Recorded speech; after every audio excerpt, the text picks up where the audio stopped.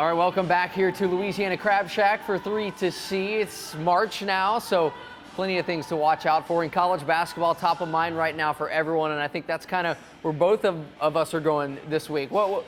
Looking at Baylor, West Virginia, obviously that's a huge game for here in Central Texas. I think we're both going to be watching that one this weekend, but why are you watching this game? I just want to see if the Bears, if they can end up finishing strong. I mean, obviously we saw how they beat Texas Tech on that Monday night, in that overtime game. I just think that it will be a really good way to tell, because they've been talked about as being a number 1 seed, but I think it really will set the tone to finishing that season strong after the incredible, record-breaking win streak, and obviously coming up short, to Kansas, and then of course TCU. I think it's really important for them to finish strong, but I'm going to be looking for Mark Vidal's impact. Obviously, Tristan Clark and Mark Vidal were both not playing against the Red Raiders, and Vidal just brings such a big presence on the floor defensively. I mean, that guy is just a beast. Just will jump over people, run over people. But I'm really excited to look forward to their defense, just to see about containing the Mountaineers in Morgantown, because that's not an easy place to play. No, not at all, and definitely defense is something that we've seen from them all throughout the year. But now they're going into a place in Morgantown where I think the offense is going to be important. And a guy like Vidal, he gives you so much with those offensive boards. If he can't go or he's limited in this game, that's going to be a huge deal for Baylor, because you're going up against West Virginia. You got the Twin Towers inside of Oscar Tshiebwe and Derek Culver. There's a reason that they're the number 1 rebounding team in the Big 12 Conference. And if you lose a guy like Vidal, who is all effort, doing the dirty work down there on the boards, I think that's a huge blow for Baylor.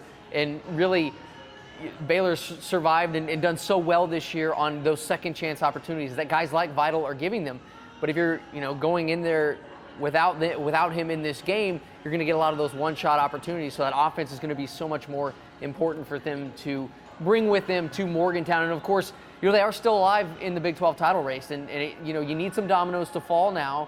But the first thing is you need a win at West Virginia, and then you need Texas Tech to beat Kansas at home. And I think those two things can easily happen. Baylor obviously needs to start first, and they need to take care of business in Morgantown, a place where the West Virginia's coming in. They are needing to get some wins here to solidify their NCAA resume. And I think you find the same thing in Texas Tech. They're struggling right now.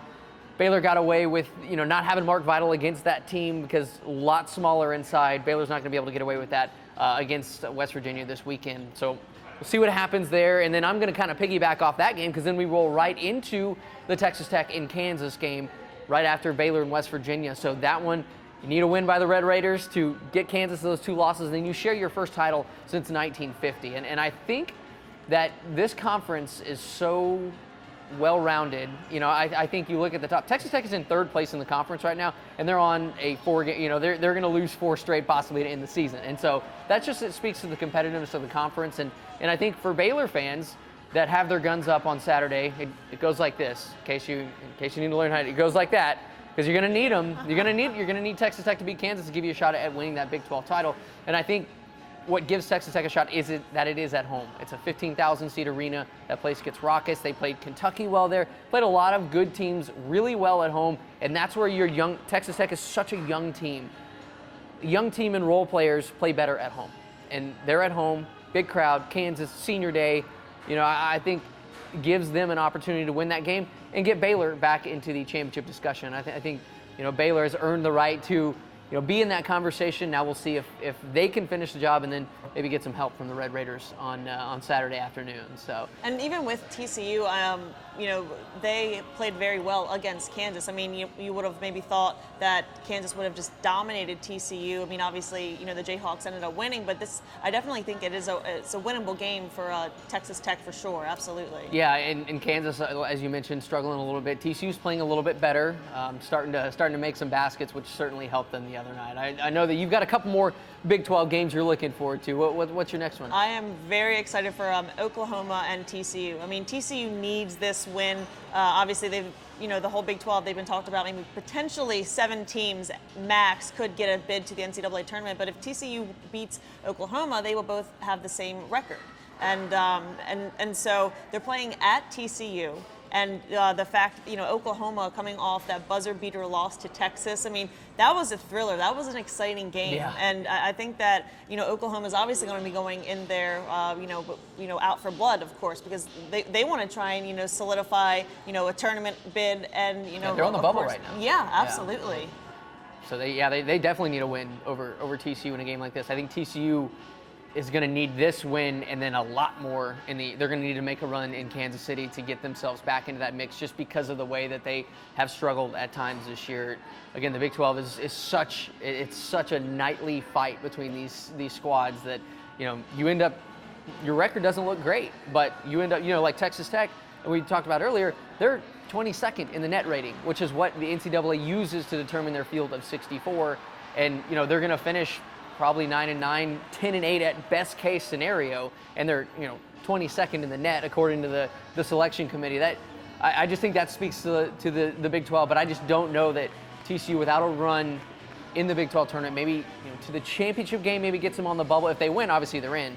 But Oklahoma is definitely a team that's on the bubble and really needs to start winning some games. I know you mentioned Texas, who's playing with a rabbit's foot these days, making half quarters and 40-foot threes. So For sure. That's another one you're looking at. Right? Yeah, and I mean, the Longhorns are on a 5-game win streak, and I really think that they're playing this season trying to finish strong for Shaka Smart. I mean, Texas, it's been kind of a weird year for them, and talking about Coach Smart, his job potentially being on the line, but it's all about when teams get hot. We've talked about with Baylor potentially. It's like, did they get hot too early? But I mean, obviously, I think they're back in the swing of things. But the Longhorns are hot, and they really battled down to the final second.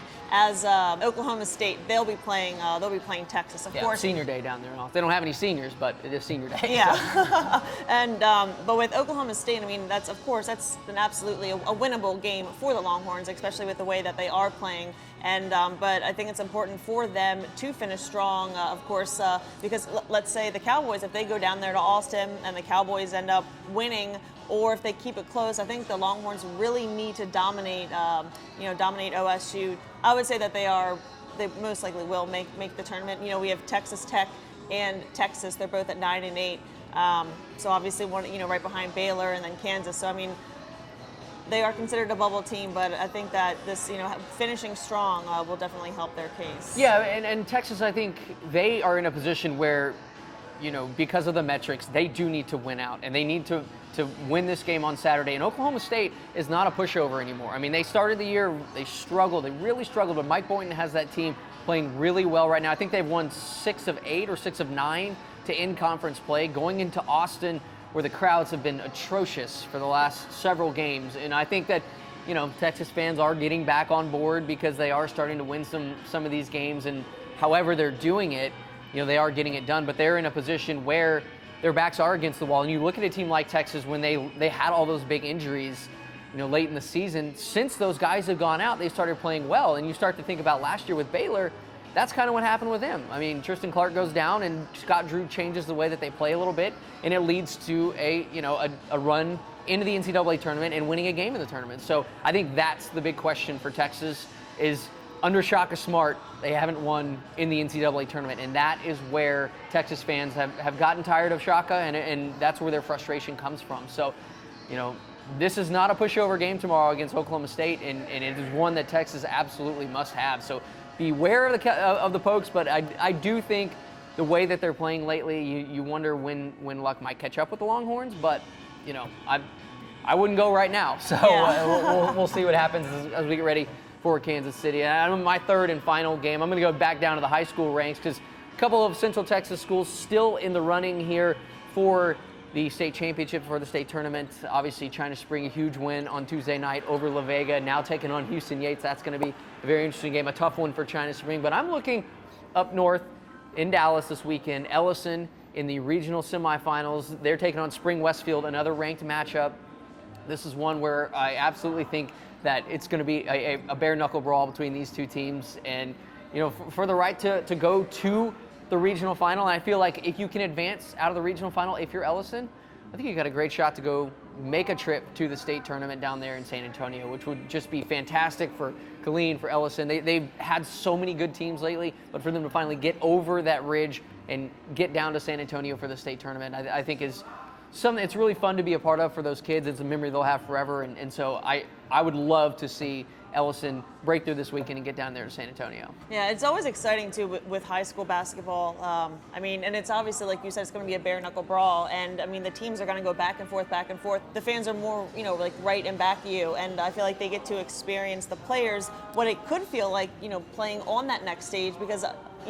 Of course, there's more fans that will be at a game like that. Yeah. But yeah, definitely exciting. Yeah, that'll be a good one. Friday night, 6 o'clock, getting tipped there. They get tipped at 6 o'clock on Friday night down in Huntsville. Yates and China Spring, going to be a fun weekend of basketball to watch. May not be able to see those games on TV, but all of the college games that we talked about, great place to come watch them. Just sit down here, set up camp, and just keep rolling right on through, all the way through the entire Big 12 slate. Root for who you want to root for. Eat some great food, great drinks down here. Be sure to check it out at Louisiana Crab Shack. March, the best time to be around as many TVs as you can possibly be around. But we appreciate you guys for joining us here for 3 to See. We'll see you next week.